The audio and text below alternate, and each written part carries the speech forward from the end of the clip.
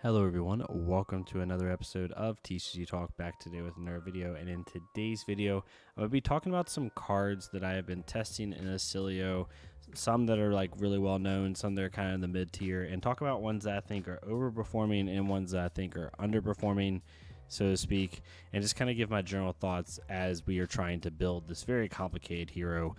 No deck tech or anything like that, still a work in progress, but I would love your feedback as a community. So we'll get right into it. If you're new to the channel, welcome. Thank you so much for stopping by. If you're a long-standing supporter, thank you so much as always. Feel free to check out the Discord down below as well as the channel membership, and we'll get right into it. So before I go over the cards, I want to say Oscilio is such a weird beast. I have no bias. No grounds for this. It's just an opinion. So if I'm wrong, completely makes sense. But I think this hero was designed with like Tome of Aetherwind and Tome of Syndal in mind. I don't think this hero was made before they decided to go a different direction. Now I could be wrong on that, and if I am wrong and Brian and them are seeing this, please let me know down in the comments. That'd be great. Or on a tweet through Twitter or something. But I think it was because without the tomes, I think this deck is very combo oriented and wants to burn you down, but is really going for that big pop off turn.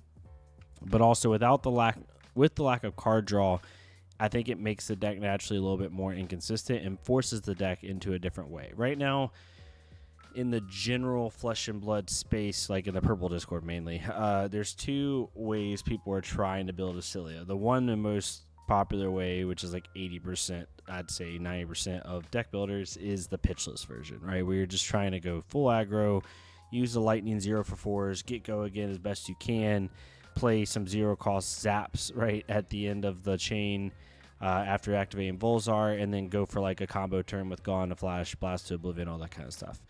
I think that is the highest high of all the deck archetypes that you'll probably see from Oscilio, at least early on, unless someone cracks something. The problem with that deck is you're running around 15 to 21 no blocks. You're running anywhere from 9 to 12 sigils. Let's just say 12, because you're running Sigil of Brilliance, Sigil of Lightning, Syndal of Conductivity, and probably the fourth one. So you're running minimum 9, if not 12. Then you're running Channel Light and Valley, which most people are running, which I'll talk about that card here in a second. I hate that card in the deck, but we'll talk about that. Then you're also potentially running Blink, and then some people are running like Electrostatic, Discharge, Somersault, stuff like that, right? So you're literally over a third of your deck is non-blocks.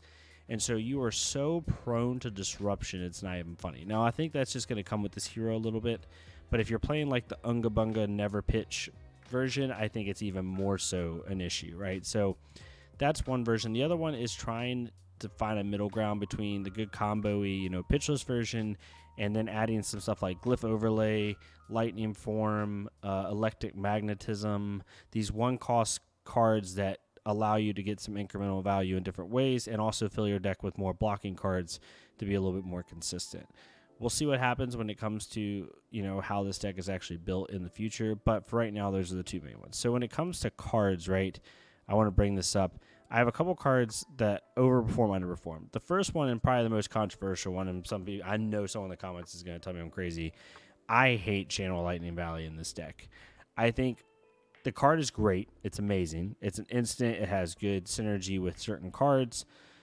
But it has a couple drawbacks. The first drawback is what you have to do to build the deck to make this card even worth it. It's an instant, so you can play it on certain cards that care about instants like, Gone to Flash, Blast to Oblivion, stuff like that, and Flittering Charge.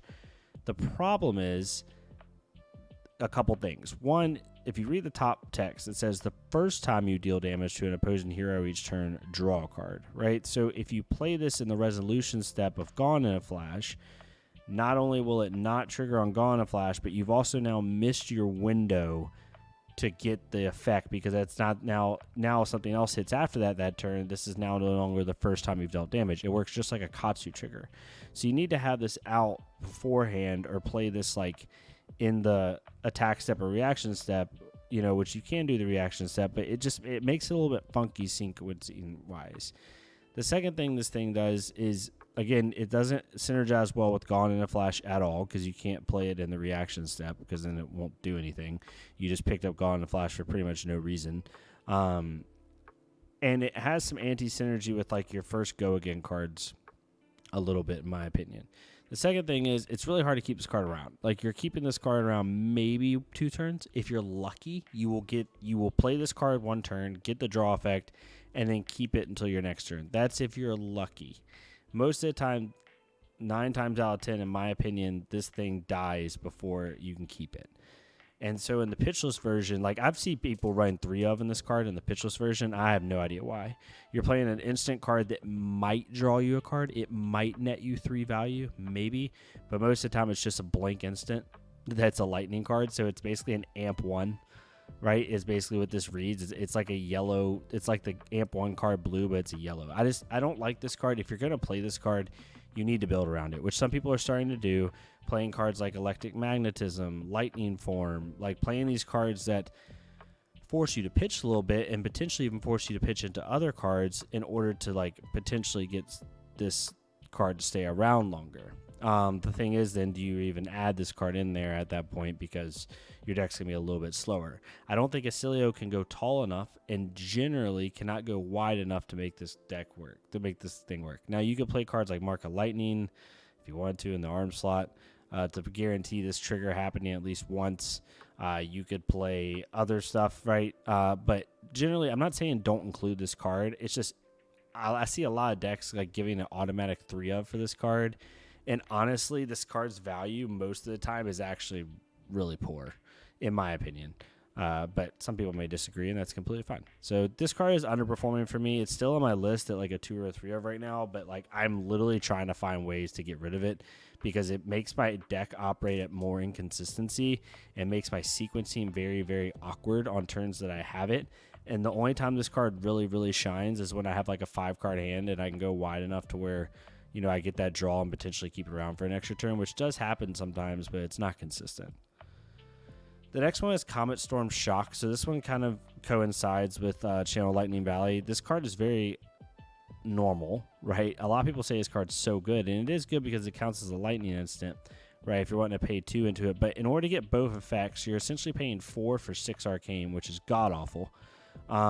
If you want to play this at the end of a chain, that's fine after activating Volzar. But let's say in a perfect world, I'm just trying to think this off the top of my head, you have this in Arsenal, and then you have a blue, and somehow you can play 3 lightning cards, one being a sigil, so you don't have to pay in a Volzar, or it doesn't matter really. 3 lightning cards into this. This is now coming in for Amp 3, so it's a 2 for 8. So potentially you're playing like a 5-card 12 or 13, which is just god-awful rate. It's a very weird card. It is a 3-block. It does count as a lightning if you play the instant, but no one wants to pay 2 resources for 1 freaking point of arcane.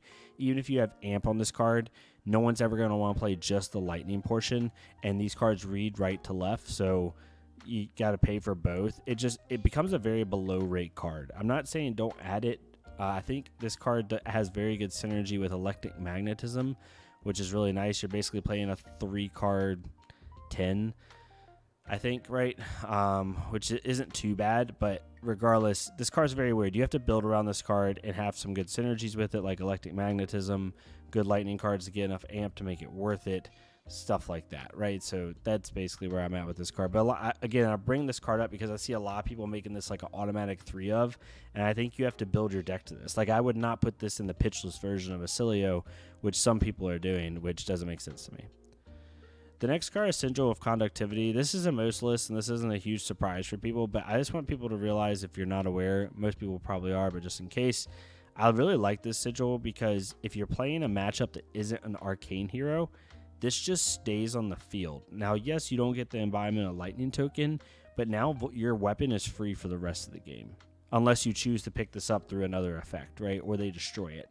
But this, like, you put one of these on the field, and all of a sudden your weapon's for free, and if they have no way to interact with it and you don't destroy it yourself or pick it up, now you all of a sudden you just have this value train going. And if you can get like 2 or 3 of these down, then all of a sudden your glyph overlays start to become really powerful really fast, right? And you get a lot more value out of those. So it's just a cool interaction that I wanted to bring up. Next one is Current Funnel. I see a lot of people hate on this card, and I don't know why. First off, read the bottom right corner of the card, and that's why the card is good in Oscilio. It blocks 3, and it's a blue. Like, it already hits all the... if it did hardly anything else, it's a lightning card that has potential go again, and it blocks for 3. Why would you not add this card? I get that it can be a little bit funky with the sequencing. Like, I'm not going to argue you on that, but there's just no reason to not play this card. It literally checks, no matter if you're playing the pitchless version of Oscilio or you're playing the more like kind of mid-range synergistic version that some people are trying to play with like electric magnetism and stuff. There's no reason to not play this card. If you play Fry before it, if you play Flittering Charge and give it go again with an instant, if you play Flash before this card, anything like that, it's going to get go again. Like, I'm not saying the rate is great. I'm just saying there's a lot of cards in your deck that can cause this to have go again, which is nice. I just don't know why you don't run this card. It doesn't make any sense to me. The card that was most slept on, I think, at the beginning, and now people are starting to realize the benefits of it, is Electric Magnetism. When this attacks, you may play a non-attack action card. This chain link is over in an instant. So this has really good synergy with Comet Storm, like I said, since the cards read right to left. This, though, allows you to play the action as though it were an instant, and you're basically doing a 3-card 10, which is pretty nice. If you have a Sigil on the board, you can amp it and then play a 3-card 11, which, again, now you're actually starting to get above rate in Oscilio, which is actually kind of hard to do on a non-combo turn more times than not with Oscilio. So I really like this card. It has good synergy with Comet Storm. It has good synergy if you want to play stuff like Swell Tidings, Ether Spindle. Any 2-cost spell is really good, but also has actually good synergy if you have a Sigil on the board with another card we'll be talking about here in a second, in Aernal Inferno, where if you have a Sigil on the board and you play Electric Magnetism, you then can play Aernal Inferno as though it were an instant after amping it 1, and if they don't respect it, then you can play it again, right? Potentially, because you just play it as an instant. If you have the action points for it. It's not like amazing synergy, but it's good enough. And Electric Magnetism, I think, is a card, I think in Oscilio, you're going to have to really sit back from a macro perspective and say, okay, other than the stupid Unga Bunga combo turn, which we all love, how can I make this deck even remotely competitive? Like, if you just want to play the deck for fun, that's fine. There's no reason to argue with it. You're talking to the king of playing bad decks for fun. But if we're trying to make Oscilio work, I think we need to look for little synergies that can help give us some value, right? Actually get us above rate on those turns where we're not popping off. And I think Electric Magnetism does that very well. Being able to play like a Sigil and then off Tunic play this for 5 and then activate Volzar for free because you play the Sigil and then play a Zap for 4. You're now looking at a 3-card 9, which is a little bit on rate, but you're gonna get the value from Sigil later on. It's just there's ways to make this card then helps create overvalue plays through like 2 and 3 card hands, which Oscilio normally is very bad at doing. And I think one of the core concepts for Oscilio that a lot of people understand but aren't building towards is amping your zaps. And I say zap like it can be etchings, it can be destructive ether tide. It can be any of the 0-cost trailblazing and ether, whatever you want to use. But I think that's how Oscilio is going to have to be competitive. Is you're going to have to find ways to do lightning strings involving a Sigil and then doing a zap for like 6 to 8. Right? I think that's how that deck's going to. This is how the deck's going to be consistent enough to be competitive. And you have more block value because you have more spells in the deck. You have a little bit better on 2 and 3 card hands, and then you're finally able to battle with your opponent a little bit until you get to that point where you can do that combo turn and then hopefully win games. Like that's how I see Oscilio. So Electric Magnetism, I think, should be, if you're running any amount of spells, 9 to 12, 12 to 15 spells in your deck, this should be in your deck, in my opinion. Then you have Aernal Inferno. This is more of just like a fun exploratory card. I really like this card. Being able, it says if this deals 4 more damage, banish it. You may play it this turn. This just helps you get reoccurring value with your spells. I'm not saying it's like a must-have, but I do think the card is very, very good. And I highly suggest at least giving it a shot. Nothing too much to say about this card. I think this is the most exploratory option out of all of them, but it has good synergies with certain things, and it's really good when it's amped. Then we have Glyph Overlay. So this one is a card where like it's a little awkward, but it's too good of value in my opinion to where I think you need to have this card in your deck, because when it lines up, right? Like it just allows you to have some pretty good plays. Maybe you don't run a 3 of, maybe you run a 2 of, but like deal X plus 3 arcane damage to target hero, where X is the number of aura permanents you control with Sigil in their name. If it deals 3 more damage, gain 1 life, then shuffle all aura permanents you control with sigil in the name from their owner's deck. Like being able to do like, Sigil of Brilliance into Syndal of Conductivity into another sigil, activate Volzar, activate Tunic, play this, it gets amp 3, and then all of a sudden you're dealing 9 arcane off a 4-card hand, which is a little bit low rate, but then you're getting an embodiment lightning token, you're drawing a card from Brilliance, you're doing like other stuff. And I think this is a decent like mini combo turn depending on how things are going. It's a 3 block, it can gain you life. Like I think it's just worth having in the deck. Again, maybe you have a 2 of, but I think cards like this, cards like Electric Magnetism, like those type of synergy glue pieces, I think is what's going to be needed in the deck with Oscilio in order to chip your opponent down and have like these mini good value turns. And then you set up to get them in like the teens and the low 20s to do that crazy combo turn and win the game. You can't just rely on the Unga Bunga combo. Oscilio is way too flimsy for that, in my opinion. If you wanted to just say, ride by the seat of my pants and make you disrupt me, sure, that's fine. But if anyone has any prep at all, I think you're kind of screwed. So I think Glyph Overlay is definitely a good addition. The next one that I'm kind of low on is Electrostatic Discharge. This card's really weird. It's similar to Channel Lightning Valley, where yes, you want to be able to use it for like the combat trick-esque stuff with Gone a Flash and Blast to Oblivion, all that stuff, right? And the boots.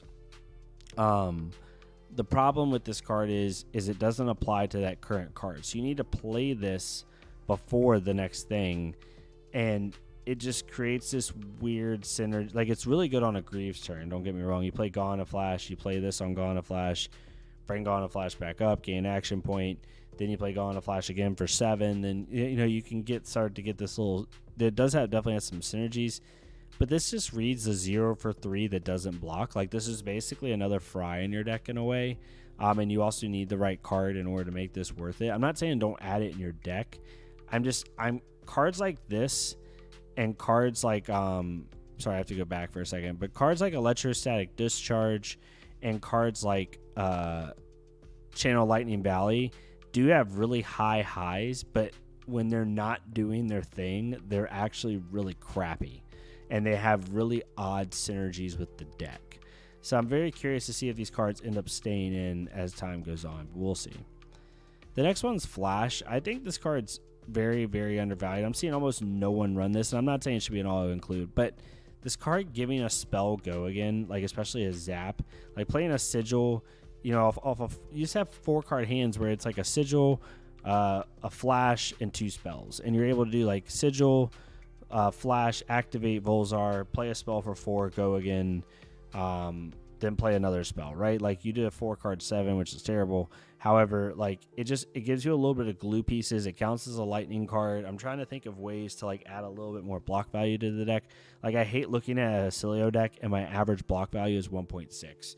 That's just, you're not going to win games. Like Flesh and Blood's too powerful now to make that viable. You're going to have some block value in there. And I think sometimes pieces like this can help glue together hands that otherwise would pretty much be like play 1-card pass. Because the worst thing I don't want happening in my deck, in my Oscilio deck, because Oscilio is super fun, but the one thing I don't want to happen is like I don't want to have 3 non-blocks in my deck in my hand and no attack, or attack that doesn't have go again, and I can't even block. I just take like 10 to the face, and then my turn is like play sigil, deal 4 damage, pass. Like that's just, you're losing so much value. It's absolutely obscene. So I want to be able to have value both on blocking and small hands in this deck and play for my combo turn. I think if you don't do that, you're just going to lose every time unless your opponent's just incompetent. So yeah, I think Flash is a decent addition. I'm not saying it should 100% be included in the deck, but I think a lot of people need to be looking at it a little bit more. But yeah, my biggest underwhelming cards is Channel Lightning Valley. As good as the card is, I'm very curious to see people to make it work to where it actually nets you good value.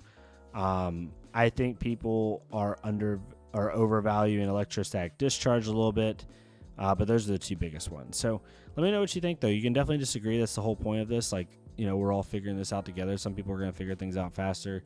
I am not naturally like an invigorative deck builder. Like I normally am decent at doing macro game plans, but I really look to others to do like minute stuff. So I'd love any input that y'all have. If I'm missing something, especially Channel Lightning Valley, I know how good this card could be. I know drawing cards is fun, drawing cards is good, and when it works, it pops off. Like, don't get me wrong. It's just, is the non-block yellow worth it, right? With some of the sequencing issues it can have. That's all I'm saying. But hopefully you enjoy this type of content. If you did, please leave a like, comment, or subscribe. If not me, it's totally fine. Go to another creator, leave a like, comment, subscribe on their stuff. Let's get more people seeing this game. Let me know what you think of the cards, what cards you're liking in Oscilio, what cards you're, not liking so much. Maybe it's different from me. And I'll see y'all next time on TCG Talk. Thank y'all so much.